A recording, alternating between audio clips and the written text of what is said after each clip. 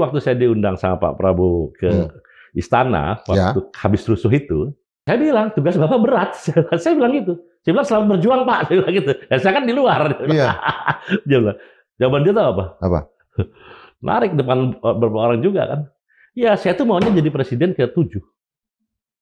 Ke-7? Saya maunya jadi presiden ke-7. Artinya mungkin tidak terlalu berat dibandingkan jadi presiden ke-8 sekarang. Iya. You got my point ya. Revolusi sedang berlangsung.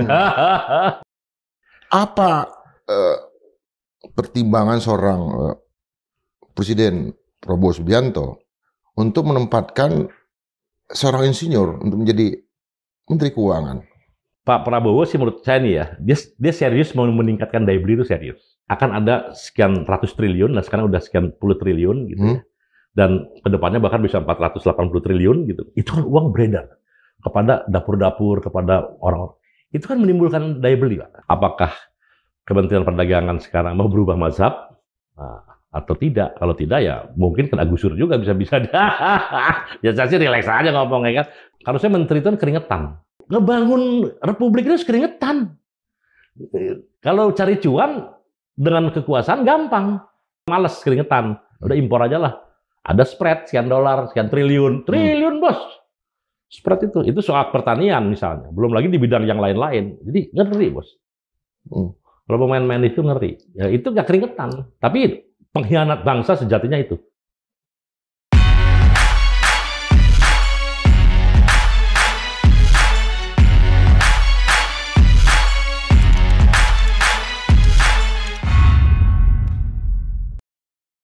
Sobat Madilog, apa yang terjadi di tubuh negara sekarang, dinamika apa yang berkembang, isu-isu apa, dan kemudian konfigurasi elit yang bisa saja terjadi dalam waktu dekat gitu, sebentar lagi, menjelang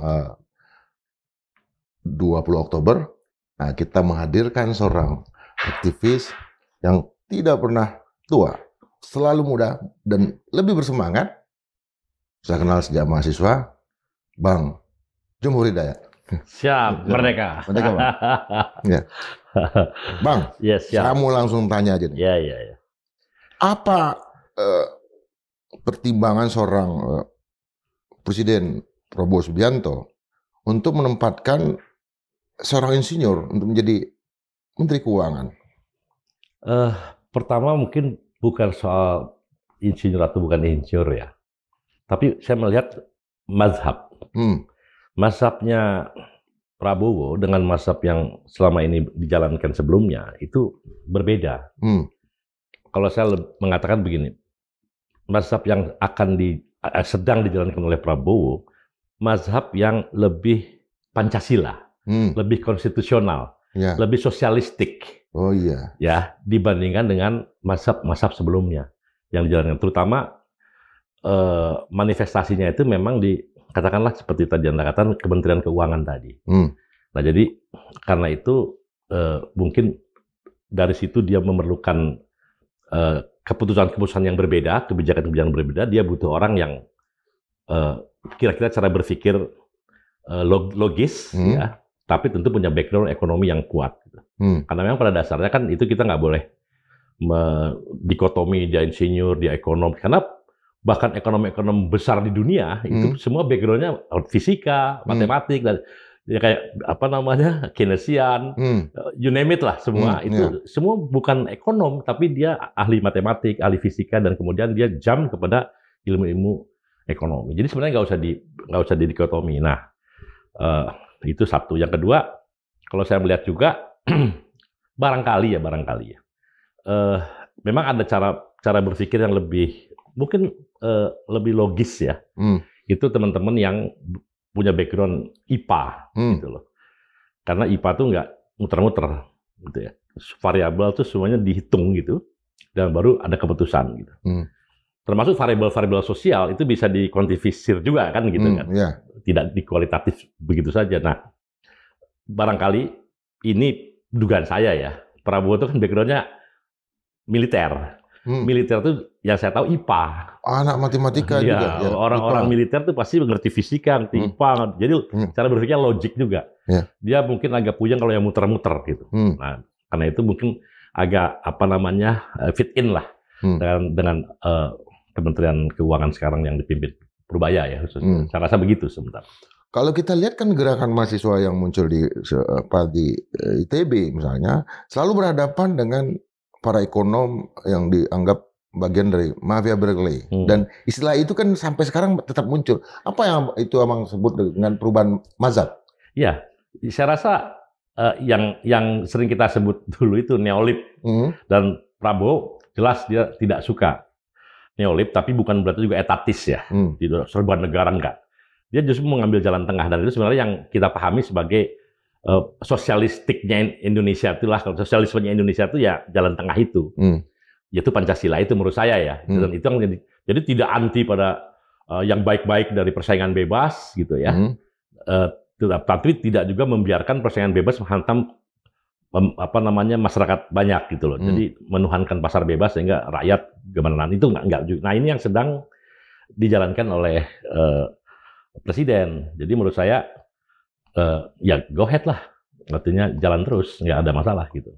Yang menjadi kritikan terbesar terhadap kinerja Kementerian Keuangan selama ini, termasuk oleh bukan hanya Pak Purbaya ya, tapi oleh Mari Pangestu, itu adalah persoalan yang tersangkut dengan masalah keadilan sosial, keadilan ekonomi dan keadilan sosial.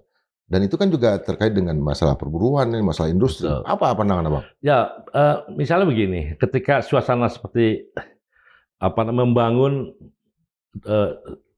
ekonomi domestik atau sirkular ekonomi domestik. Jadi, itu yang menjadi kalau berdikarinya Bung Karno kan sebetulnya itu. Ekonomi berdikari itu adalah memastikan sistem ekonomi domestik atau sering disebut sekarang circular domestic economy itu berjalan. Jadi apa itu? Kalau bisa produsen dari kita, konsumen dari kita, bahan baku dari kita, kemudian modal juga sebisa mungkin dari kita. Ini yang disebut dengan berdaulat secara ekonomi gitu. Nah, kalau ini kita tidak ada langkah, baru kita boleh berpikir bagaimana asing itu masuk gitu loh. Nah, cara berpikir ini yang saya rasa sekarang sedang diberlangsungkan gitu loh. Makanya Purbaya mengatakan sejauh domestic demand, permintaan dalam negeri itu bagus, kita nggak usah khawatir dengan ekonomi. Nah, sekarang tapi problemnya ada. Bagaimana menjamin daya beli masyarakat kita? Supaya masyarakat kita tumbuh, punya uang, dan dia bisa membeli kegiatan industri kan, produk-produk industri. Nah, ini yang disebut dengan domestic ekonomi nih, gitu loh. Nah, saya rasa itu memang Purbaya nggak punya tangan sampai di situ. Dia tangannya sampai bagaimana gua gelontorkan uang supaya ditangkap oleh produktivitas tumbuh, dan kemudian terjadi pertumbuhan ekonomi kan gitu kan. Nah, di sini memang Pak Prabowo sih menurut saya nih ya, dia serius mau meningkatkan daya beli itu serius. Misalnya contoh gini, petani itu ada 30 juta, 130 juta orang tinggal di pedesaan, ya bos ya. Jadi sekarang udah lebih kurang dari 50% tuh. Kalau mereka punya uang, mereka pasti akan membeli produk-produk industri. Ya kan? Beli motor, beli sepatu, beli mobil, mungkin mobil yang sederhana. Dia beli. Nah, tapi bagaimana petani punya uang? Nah, misalnya sekarang presiden ya, saya yang ngelihat presiden ngotot harga beras harus dipatok dengan yang layak buat mereka. Jangan dipermainkan lagi. Kalau ada yang main-main dengan harga 6.500 itu kalau perlu tutup aja tuh perusahaan Hellernya atau apa gitu ya. Ini beras tahu kan itu. Karena ditawar bisa 5.000, selama ini bisa 5.000, 5.500. Jadi petani itu dipatok nggak pernah punya uang lebih. Jadi yang disebut dengan nilai tukar petani. Nilai tukar petani kita kan seumur-umur begitu aja gitu. Di Thailand tuh nilai tukar petani bisa 140, bos. Artinya lu dalam masa panen, lu tadi modal 100, jadi dapat 140 gitu. Kan gede itu. Kaya industri tumbuh. Makanya dia tumbuh juga kan industrinya. Jadi kita nggak 105, kadang-kadang di bawah 100, itu sekedar bisa makan. Sekedar nggak mati aja petani kita. Nah sekarang mau dihajar. Dampaknya apa? Daya beli meningkat. Daya beli meningkat, industri akan kebeli dong barang-barang. Satu itu daya beli ya. Kedua misalnya makan bergizi gratis. Ada masalah, iya pastilah. Kita yakinlah masalah. Tapi jangan sampai gara-gara masalah-masalah begitu menyatakan ini gagal, ini salah, ini nggak boleh juga. Kita nggak fair gitu ya. Tapi yang jelas uang beredar. Uang beredar akan ada sekian ratus triliun, nah sekarang udah sekian puluh triliun gitu ya. Dan kedepannya bahkan bisa 480 triliun gitu. Itu kan uang beredar kepada dapur-dapur, kepada orang-orang. Itu kan menimbulkan daya beli, Pak. Nah, jadi dari makan dugi gratis, dari apa namanya itu tadi petani dan kenaikan upah buruh. Kenaikan upah buruh. Nah, kemarin kita berbahagia kan Prabowo mengumumkan 6,5%. Dari biasanya 1%, 1,5% kayak gitu. Kita era Jokowi banyak begitu lah gitu. Dan Omnibus Law.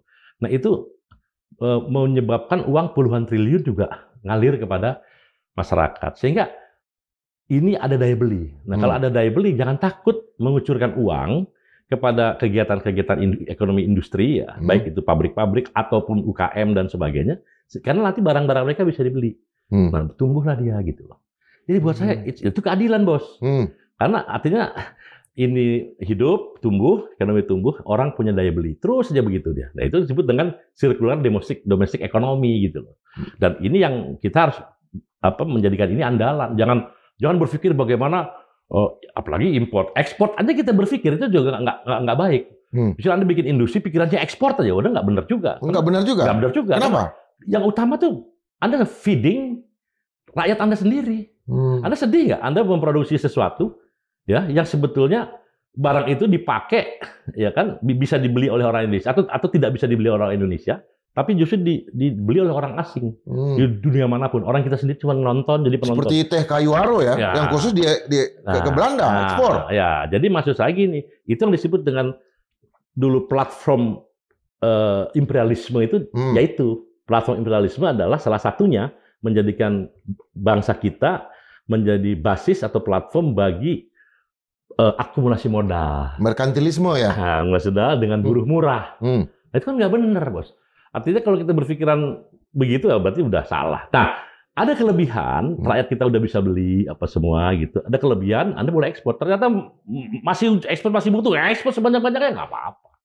Dan biasanya, ini juga penting, biasanya nilai ketergantungan kita kepada ekspor yang tinggi, ekspor ya bukan impor loh. Ketergantungan terhadap ekspor yang tinggi, ya itu sangat riskan juga. Ketika ada terjadi goncangan dunia, ekonomi dunia, ini langsung terguncang, Bos.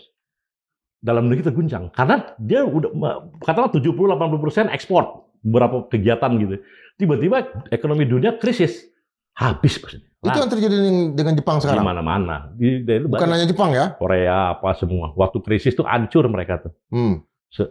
Karena dia pikirannya ekspor saja.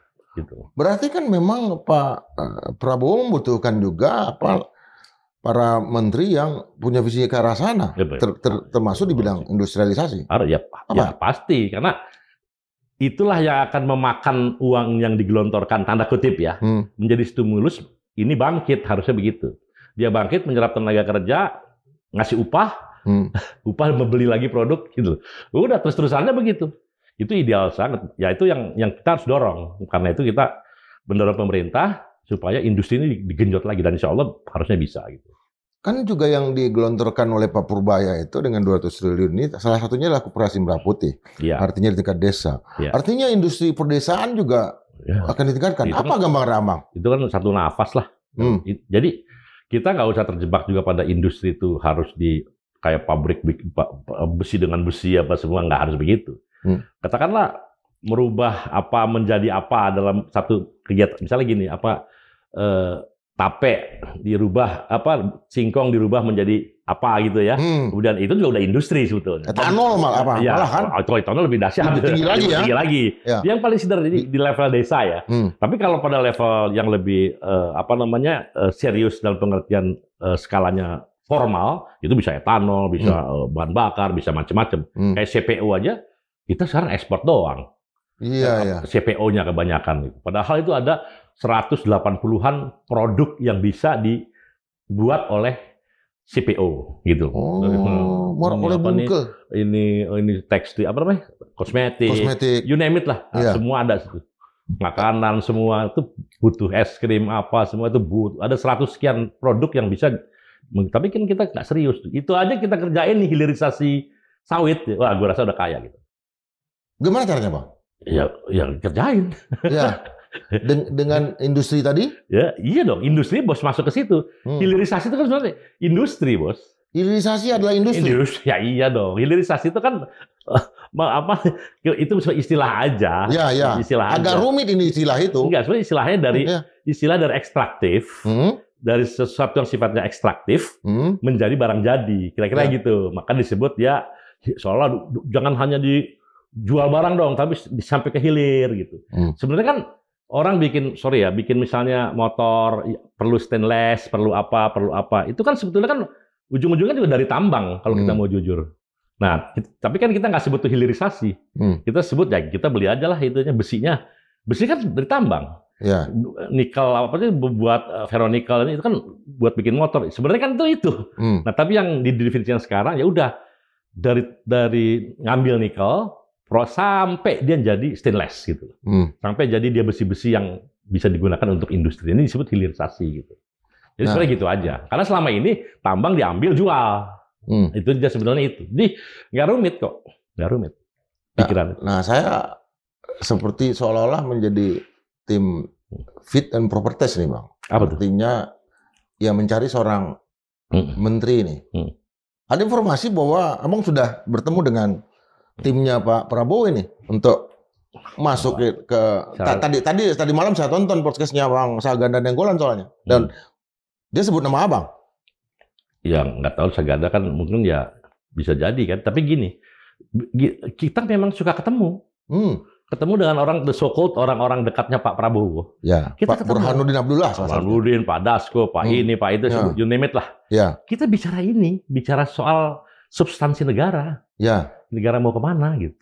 Bukan hanya soal industri ya. Yang lebih luas juga lah gitu. Kita omongin. Dengan Pak Burhanuddin kita omongin semua. Jadi kita nggak bisa ngasih masukan, alhamdulillah. Gitu. Kira-kira begitu. Itu juga yang menyebabkan kenapa seorang Jumhur itu sangat agak punya informasi yang lebih ketimbang yang lain.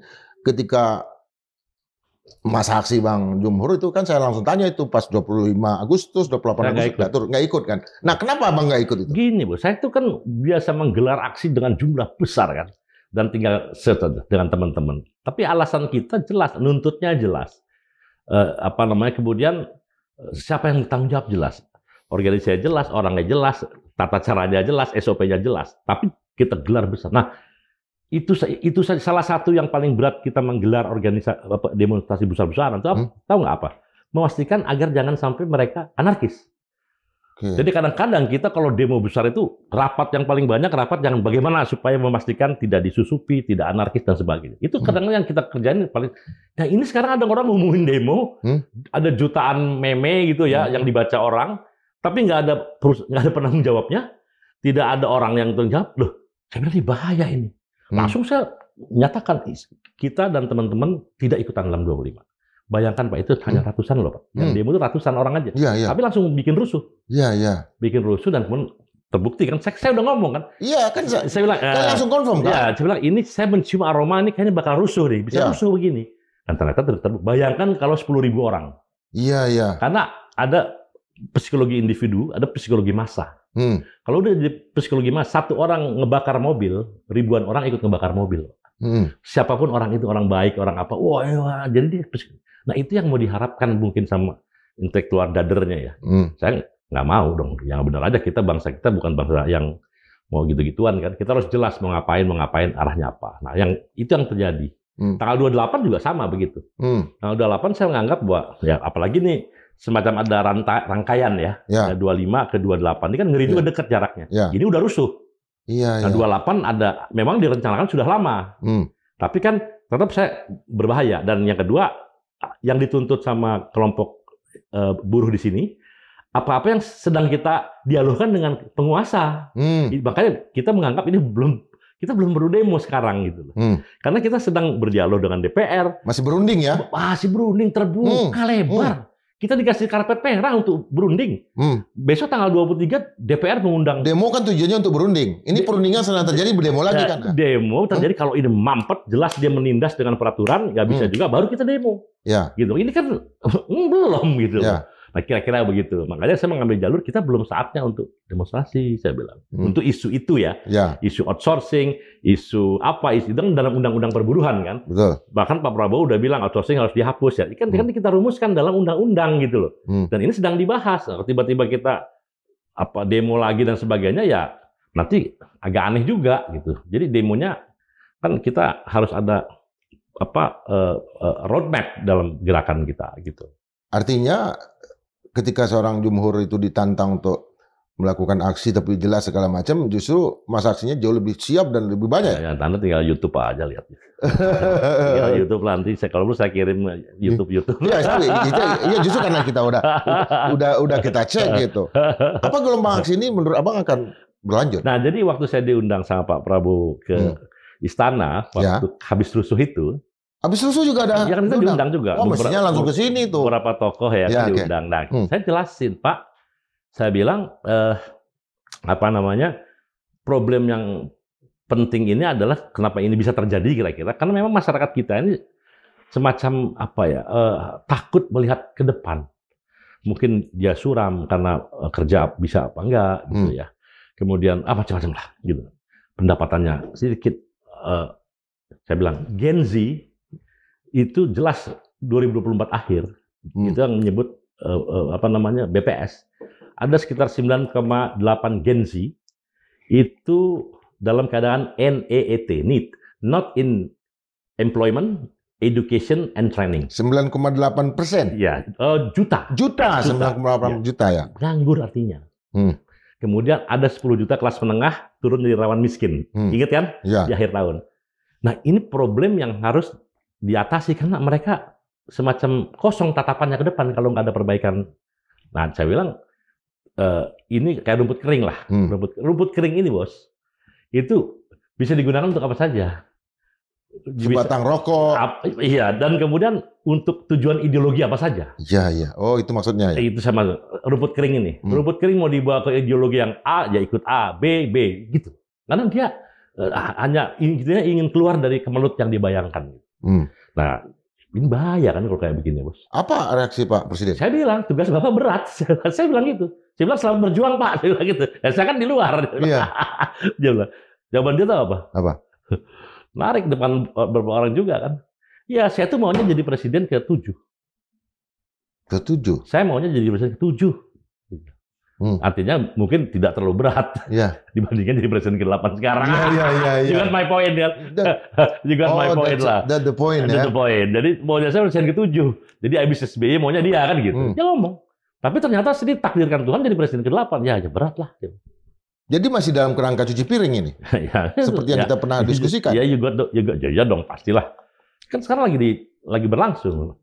Revolusi sedang berlangsung. Apa ada candaan lagi dari Pak Prabowo khusus untuk Bang Jumhur waktu pertemuan itu nggak? Udah, itu aja lah. Itu. Ada yang lain kan? Nggak ada. Pokoknya mestinya Anda jadi ini saya. Nggak ada begitu? Nggak ada. Itu cerita lain lah. Cerita lain. Untuk yang ke depan dinamikanya akan seperti apa? Reshuffle akan berlangsung terus kan sebelum tanggal 20 Oktober? Ya, saya tuh begini ya. Saya mungkin kalau melihat reshuffle apa semua tuh kadang-kadang orang melihat ini Jokowi dejokowisasi dan sebagainya kan kadang-kadang berpikir gitu ya. Kalau saya sebenarnya nggak terlalu melihat begitu juga. Yang saya lihat sebetulnya akan ada pergeseran mazhab. Pergeseran mazhab ya mau nggak mau yang tidak fit in dengan mazhab yang baru ya selesailah gitu. Kan kira-kira sekarang ini yang dilakukan oleh Pak Prabowo nih. Jadi tidak harus ini karena orang Jokowi, karena enggak. Saya rasa Pak Prabowo nggak akan melihat itu ya. Saya rasa dia rileks. Tapi ini kok nggak ngangkat-ngangkat nih gitu loh. Perekonomian kok ngangkat-ngangkat, ya kan? Pasal 33 yang gue cita-citakan kok masih belum bergeser-geser juga. Nah mungkin dia akan kemudian mazhab yang dia perjuangan itu harus fit in dengan orang-orang yang diangkat. Maka mungkin terjadi penyempurnaan di kabinet gitu loh. Ya pengalaman. Gampangnya gitu lah ngelihatnya. Pengalaman kita kan 98 ke 99 ke Pak Harto ke Pak Habibie. Siapa sih yang bukan orangnya Pak Harto? Bahkan kita pun mahasiswa, mahasiswanya Pak Harto. Disuntik disubsidi 2 juta per bulan, per tahun. Dan itu elit, Bos. Di Indonesia itu perubahannya elit. Yang akan menggantikan selalu dari mulai Pak Karno, dari mulai Singosari, semuanya elit tuh. Ya. Elit. Sekarang juga sama. Pak Harto kan juga dengan Bung Karno, ya kan? Petinggi gitu loh. Bukan revolusi dari apa enggak kan? Betul kan? Ya. Kemudian dari Pak Harto ke Pak Habibie, terus saja elit semua ini perubahan. Jadi memang itu idenya Indonesia begitu, karakter perubahannya di Indonesia. Nah, tinggal sekarang bagaimana kita mencari the Gorbachev way. Gorbachev way. Jadi Gorbachev itu gini. Glasnost and perestroika. Ya, begitu dia berkuasa, dengan kekuasaan itu dia betul-betul berkhidmat untuk rakyat. Ini yang gue harapin dari Prabowo sebetulnya. Ada pencerahannya ya? Iya, lu udah berkuasa sekarang lah. Oke, lu berkhidmatlah untuk rakyat. Karena faktanya presiden bisa melenceng kemana-mana, tapi bisa juga sangat berkhidmat kepada rakyat. Dan itu mulai kelihatan ya? Kelihatan ya. Gorbachev kan gitu. Ya. Dia jadi penguasa tunggal, tiba-tiba dia, ini nggak beres nih komunis kayak begini nih, bikin susah orang, dia bubarin, kira-kira gitu. Kan dia berkhidmat untuk perbaikan kan. Gitu, maksud gua kira-kira begitulah. Dan banyak contoh-contoh negara yang seperti itu. Dengan ditinggalkannya kursi Menteri BUMN oleh Erick Thohir, kira-kira mungkin nggak Roslani ke sana? Menurut gue harus dia. Menurut aku harus Roslan. Kenapa bang? Lah, Roslan sekarang ngurus Danantara kok. Dia ngurus Danantara. Sementara masih ada Kementerian BUMN. Ya. Ini kadang-kadang gue tahu tarik-tarikan juga lah. Ini tarik-tarikan. Walaupun majority sekarang udah di Danantara ya. Tapi tetap ada kementerian yang ada administrasi dan lain-lain lah gitu. Jadi ya bagus kalau Roslan di situ. Roslan Menteri BUMN sekaligus menjadi kepala Danantara gitu. Selesai. Seorang ketua tim kampanye nasional menggantikan ketua tim kampanye nasional sebelumnya. Itu. Iya, bisa juga gitu. Bisa juga begitu. Iya. Erick Thohir kan sana kan dia. Iya. Dan kan ketua tim juga. Dan sama-sama orang yang pernah besar tapi presidennya beda. Ya, presidennya beda. Mazhabnya yang beda. Mazhabnya. Iya, beda. Dengan pergantian orang, pergantian mazhab, pergantian klaster. Iya, makanya. Kita berharap semua bawahannya itu bisa berubah mazhab juga. Kecuali ada interest yang mengikat dirinya ya itu susah. Ya.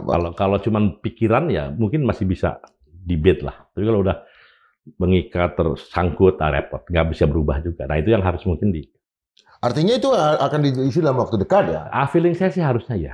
Ya. Karena itu ke situ. Siapa lagi bos? Kalau enggak kan buat apa gitu? Jabatan menteri itu masih ada, kecuali menteri itu dibubarkan. Ya. Tapi kan membubarkan nggak mudah juga.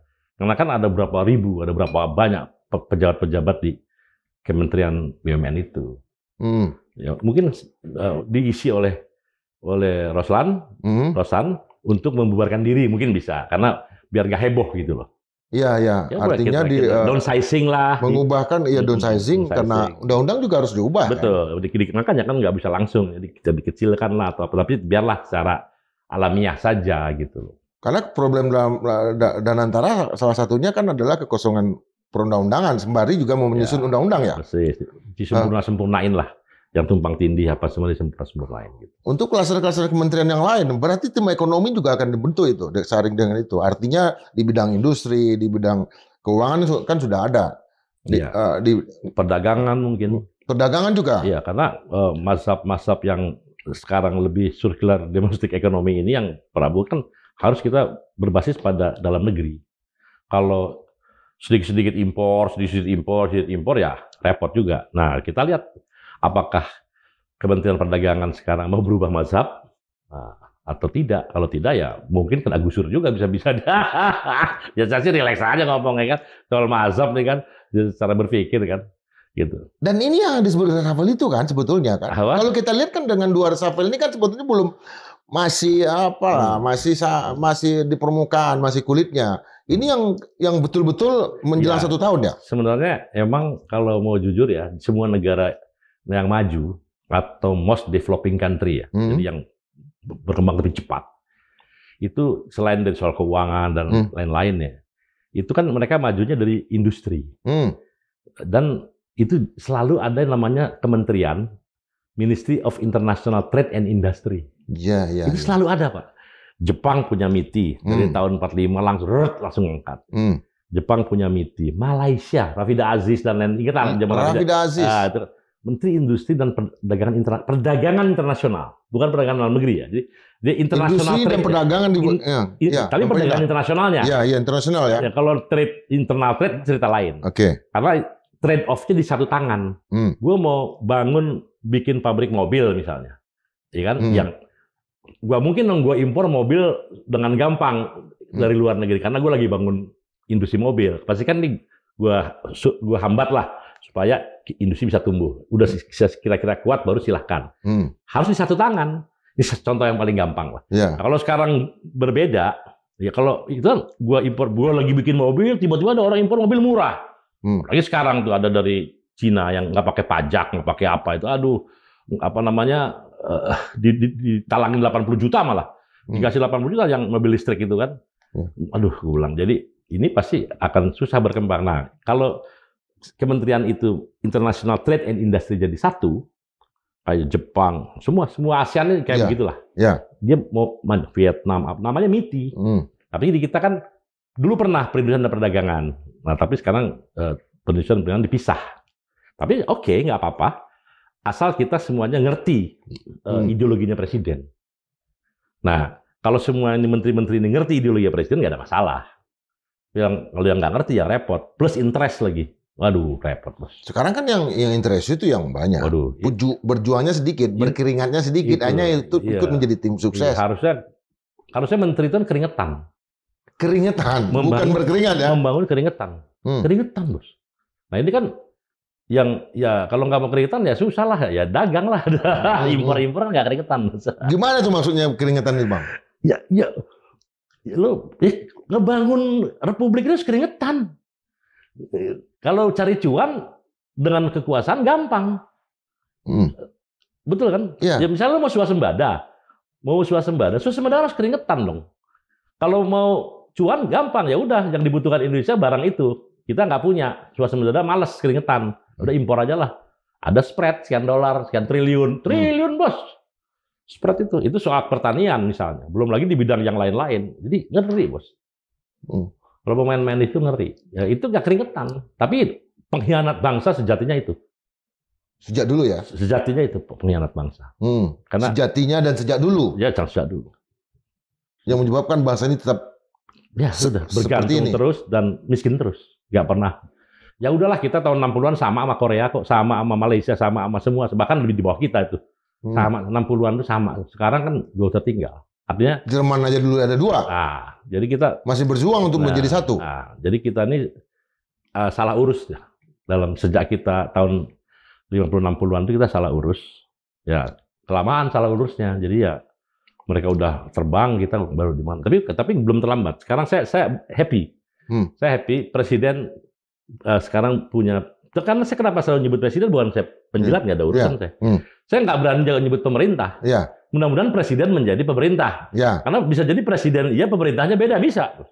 Artinya orang-orangnya belum tentu sama. Loh, ini kok presidennya gini, tapi kok menterinya gini, bisa, Bos. Ini menterinya, presiden begitu ngotot, tapi kok menterinya nggak ngotot. Nah, itu kan bisa. Jadi makanya gue bilang presiden aja lah. Ya apa presiden? Jadi apa? Artinya dia punya gagasan yang buat saya memberikan harapan untuk perbaikan gitu. Nah, tinggal memang prosesnya delivery-nya itu dirasakan langsung cepat atau lambat atau bahkan boleh jadi disabotase gitu sama orang-orang yang punya interest besar. Jadi menarik ini. Ini menarik. Gue nggak tahu. Apa itu menariknya, Bang? Gue bisa jadi ya kalau ternyata middle manajemennya di presiden tuh dan politik tengahnya ini ngaco terus gitu, ngaco gitu ya. Bisa jadi ada persekutuan antara presiden dengan rakyat loh. Untuk ya kita rakyat satu gagasan dengan presiden, tapi kita tidak suka dengan middle management di kekuasaan politik lah. Gitu. Ya mau di DPR, mau di mana ini yang akan menghambat gagasan-gagasan besar. Contoh misalnya gini, Pak Prabowo nih, ini juga penting nih, ini selalu mempidatokan pasal 33. Ya. Kekuasaan ini oleh negara, kira-kira gitu kan. Kekayaan alam apa dari kekuasaan negara. Nah, sekarang pertanyaannya kan gini, Bos. Dalam kekuasaan Prabowo dalam katakanlah setahun atau 2 tahun lah mungkin, setahun 2 tahun, kita kan akan lihat berapa sumbangan sumber daya alam terhadap APBN. Nah, naik nggak? Signifikan atau tidak? Berarti kalau misalnya tidak naik, berarti kan nggak dilaksanakan tuh apa yang menjadi gagasan dia. Misalnya gini, kekayaan alam dikuasai oleh negara untuk kemauan rakyat kan gitu. Dan digunakan sebesar-besarnya untuk rakyat. Oke. Kepentingan rakyat. Oke, kalau gitu gini deh. Bagi hasil batu bara naikin yang sekarang cuma $13,5 atau berapa? $13,5 ya. Sekarang mungkin naikin jadi berapa gitu. Jadi 2 kali lipatnya, 3 kali lipatnya. Karena orang masih untung misalnya itu batu bara, apa nikel, apa semua deh gitu. Nah, baru nanti kelihatan tuh di apa namanya di APBN kelihatan nambah tuh duit atau pajaknya misalnya. Iya, iya. Kalau itu masuk akal ya. Kalau ekstrimnya kan ambil alih, tapi kan oke lah itu nggak kita nggak berpikiran seperti itu. Nasionalisasi. Kita nggak berpikiran itu. Pernah iya gagal ya. Tapi kita oke bagi yang masuk akal lah. Jangan sampai kayak ada orang Malaysia tiba-tiba kekayaannya nambah 140 triliun atau 1 triliun. Loh, Bapak kok tiba-tiba kaya? Iya, saya punya tambang di Indonesia. Gila nggak, Mas? Kira-kira gitulah. Memang ada itu? Ada, ya kan ada kan? Ada. Ya, karena waktu itu tambang lagi kita nggak ada windfall profit tax misalnya. Ya. Jadi keuntungan kayak air bah gitu dulu sampai $350 kan batu bara pernah tuh. Ya. Itu kan kaya banget orang, Bos. Galinya cuma $36. $36, katakan sampai $50 lah tuh belum digali itu. Tapi dijual $300. Jadi marginnya gede. Tapi nggak ada windfall profit tax gitu. Harus kan itu gila lo gede banget, gua taxin deh makin sini 70%, 60%. Nah, kaya juga, Bos. Apalagi tambang batu bara di Indonesia kan bukan tambang dalam kan? Iya. Tinggal nyangkul aja udah ada batu baranya. Itu. Artinya taxnya jauh lebih tinggi mestinya kan karena mereka. Nah, itu kita berharap justru kan itu yang dipidatokan itu nanti terrealisasi. Jadi Pak Prabowo punya uang, bisa bayar utang juga. Utang dari rezim sebelumnya. Iya, iyalah ya lagi. Yang tugas ke-7 atau itu. Jangan berutang dulu, tapi malah bayar. Sekarang kan ngutang lagi. Sekian 700-an triliun itu berapa itu? Kan repot juga gitu. Rakyat masih punya ketahanan mental nggak, Bang? Ini, Bos, yang ngeri itu di situ. Itu yang ngeri. Jadi kita tuh apa ya? Apalagi kalau asal Bapak senang itu yang bahaya tuh. Oh, enggak Pak, rakyat kita oke, itu bahaya. Mungkin dulu iya ya. Sekarang kan eranya informasi begitu cepat gitu. Ya, kita tukang demo lah ya kan. Ya. Ada demo yang seperti ini ngeri juga nih. Kita nggak ngebayangin gitu. Karena ternyata lewat sosial media apa semua luar biasa. Beda dengan zaman dulu. Berubah ya. Berubah. Metodenya juga berubah. Nggak ada tensi 1, tensi 2. Iya. Maju, mundur, maju, mundur. Iya. Dulu gitu kan kita lebih. Kan kita nggak ada yang jenderal lapangannya. Ada konsolidasi dulu masing-masing. Iya. Yang pegang masa kan juga masanya bahkan kita kasih tanda kan. Mana yang disebut masa itu kan kita lihat, oh itu masa gua karena ada tanda khusus. Ini sangat ngeri, Pak. Sekarang semua orang bisa demo. Iya, dan bisa dibawa kemana aja juga. Maka itu harus cara yang paling buat mereka sibuk. Katakan buat rakyat sibuk. Apa sibuk ya? Mereka pasti bekerja. Bagaimana bekerja? Ya cari lapangan pekerjaan, bangun industri, bangun pertanian, bangun ini, bangun itu. Jadi diperlukan lagi bapak pembangunan. Jadi Pak Prabowo juga harus jadi bapak pembangunan juga nih, ya kan? Iyalah, kalau zaman Pak Harto tuh Pak dulu ya, itu orang perusahaan-perusahaan itu membutuhkan tenaga kerja dengan gaji sekian. Dia ngintip nih si perusahaan, dia gaji sekian, dia bikin perusahaan ini membutuhkan gaji sekian, lebih gede lagi. Jadi orang memilih gitu loh. Betul. Karena lapangan kerja tersedia. Sorry ya, Anda boleh nggak suka Pak Harto mungkin, tapi faktanya betul. Terjadi Pak. Mimpi ya semua anak UI itu cuma bekerja di segitiga emas, Tamrin, Kuningan, Sudirman. Mana ada ke tempat lain? Karena mereka udah berebut. Jadi secara politik ya kita dulu di ini kan, tapi secara ekonomi konsisten bagus Pak. Zaman itu ya. Zaman Soeharto ya. Nah itu saya tanya ke tadi rakyat, apakah Presiden Prabowo punya kesabaran juga untuk? Ya kan udah mulai nggak sabar juga, kan udah ada reshuffle juga. Artinya udah mulai nggak sabar ya kan. Ya mungkin bisa jadi nanti ada penyempurnaan lagi. Saya nggak tahu lah. Kita tunggu aja. Ya, mudah-mudahan yang sekarang ada berubah, alhamdulillah gitu. Nggak perlu reshuffle misalnya gitu. Menurut saya nggak bakal terjadi. Memang susah kalau orangnya sama, berubah metodenya sama, mengharapkan satu hasil yang berbeda. Kata Einstein, idiot, bodoh. Einstein kan gitu loh. Ada merencanakan perubahan, tapi dengan metode kerja yang sama, itu bodoh namanya. Kira-kira gitulah. Kalau buruh, apalagi agendanya Bang, para pekerja ini? Itu salah satunya, predatory pricing.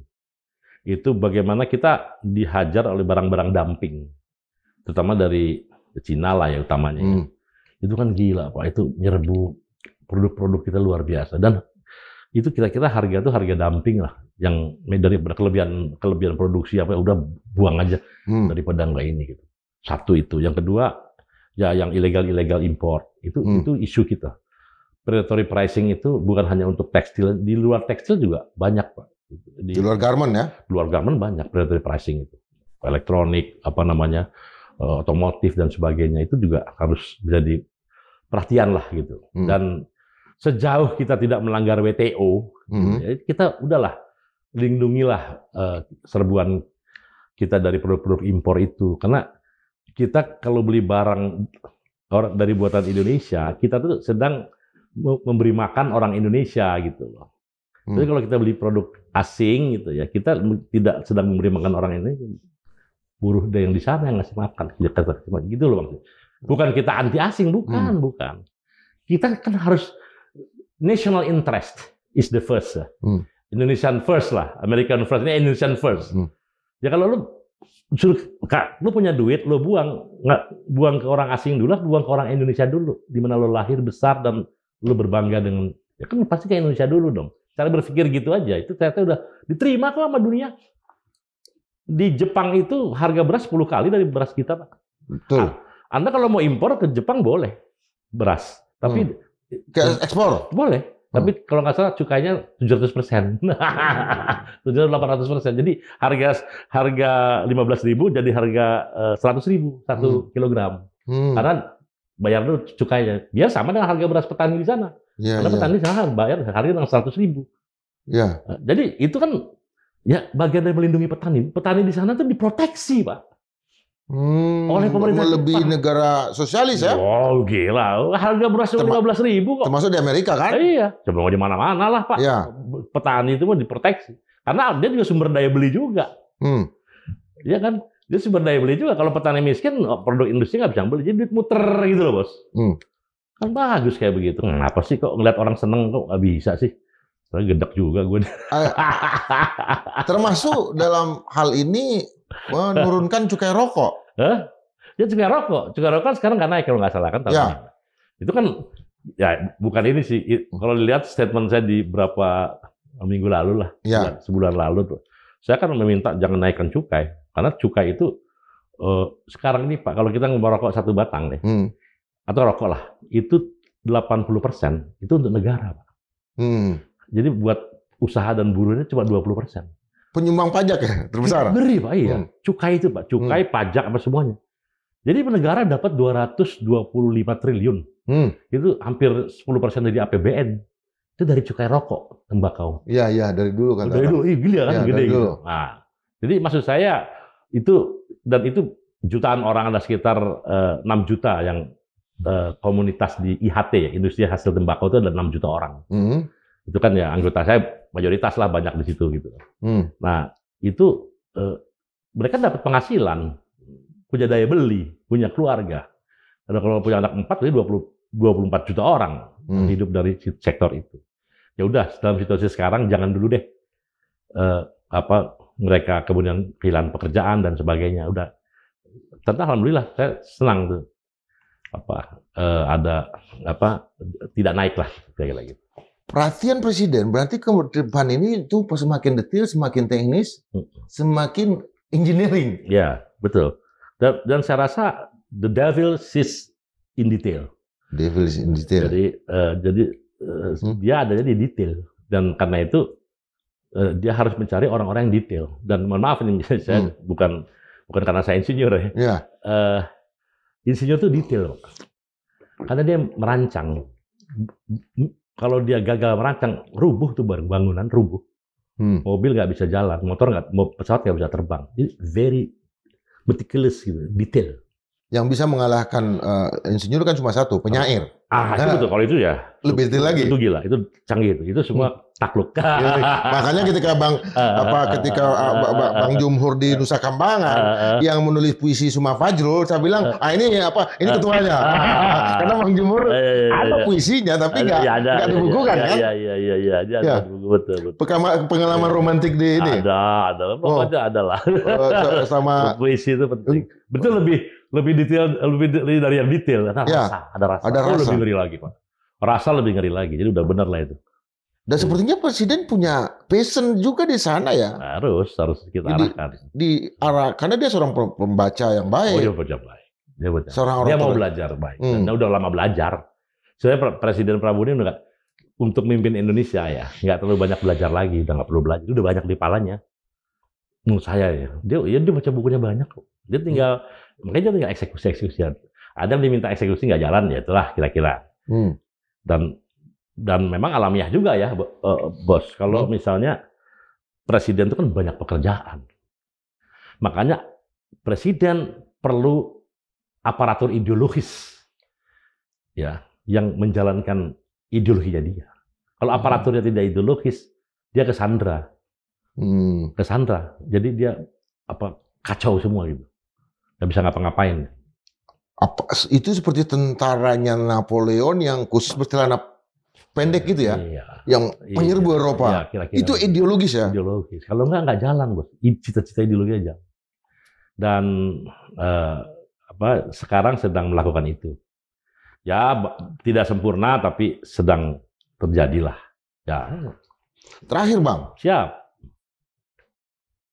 Apa posisi wakil presiden sekarang tuh masih menjadi beban menurut Abang? Kalau di lapangan ekonomi ya, itu nggak jadi isu memang. Tidak jadi isu. Tapi dari kalangan teman-teman yang konstitusionalisme, teman-teman yang dari civil society, demokrasi memang bermasalahkan. Tapi orang yang kerja di bidang industri, ekonomi itu tidak menjadi isu lagi.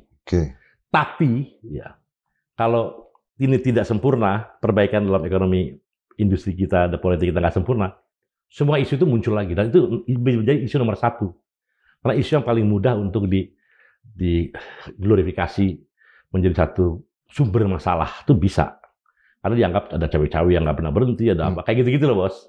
Nah ini yang menurut saya, makanya kita berharap Pak Prabowo dan tim gitu ya, cepatlah mendelivery sehingga orang sibuk dengan kegiatan-kegiatan yang dalam rangka mengabdi kepada Republik.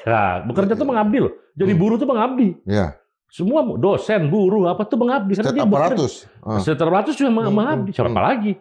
Jadi Anda jadi buruh, kerja di bengkel itu mengabdi kok. Anda ada pencipta pertumbuhan ekonomi, menyumbangkan pertumbuhan ekonomi. Bikin film, bekerja film, semua. Acara musik, konser musik, semua ya. Itu pengabdian Pak kepada Republik itu. Yang nggak boleh itu diem, menerima cuan, nggak kerja. Nah itu nggak bener tuh ya kan. Gitu, cuman hura-hura nggak karu-karuan. Cuannya banyak lagi. Iya banyak, itu jahat. Habis itu flexing. Flexing, itu jahat. Dan belinya barang-barang asing semua. Bahkan di luar negeri, itu lebih ngeri lagi. Mudah-mudahan kita nggak tergolong orang-orang itu, Bos. Oke, siap, Bang. Sobat Madilog, tidak terlalu panjang, tapi nggak pendek juga. Karena memang kita lagi membutuhkan action, membutuhkan pikiran-pikiran yang cemerlang, tetapi juga langsung bisa dieksekusi. Tentu di tengah kebisingan yang terjadi, suasana kebatinan bangsa ini sekarang sedang menunggu, karena Presiden Prabowo sudah naik ke gigi 2, ke gigi 3. Artinya akan ada speed yang lebih kencang, dan kalau speed yang lebih kencang kita berikan kepada Presiden, kita memberi waktu untuk lebih hening. Tidak terlalu berisik, pesannya juga pendek-pendek, tetapi orientasinya jangka menengah dan panjang. Itu yang kita obrolkan hari ini. Tetap berpikir merdeka 100%, dan kita akan tunggu lagi Bang Jumhur dalam kesempatan berikutnya. Salam.